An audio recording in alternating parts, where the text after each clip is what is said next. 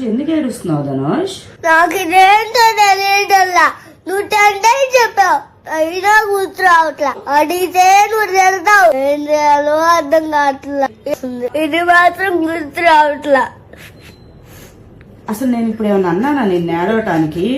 నువ్వేమన్నా, నాకు అదేంటో గుర్తు రావట్లా, అందుకే ఏడుతున్నా.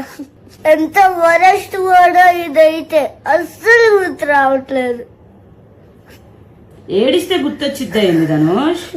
ఏం చేయక ఏడుస్తున్నా. ఏడుస్తుంటే నువ్వు నవ్వుతే నాకు ఇంకా పిచ్చి ఏడుపు వస్తుంది.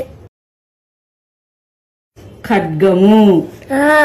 గుర్తొచ్చింది ఖడ్గము. ఏడిపేది పోయింది.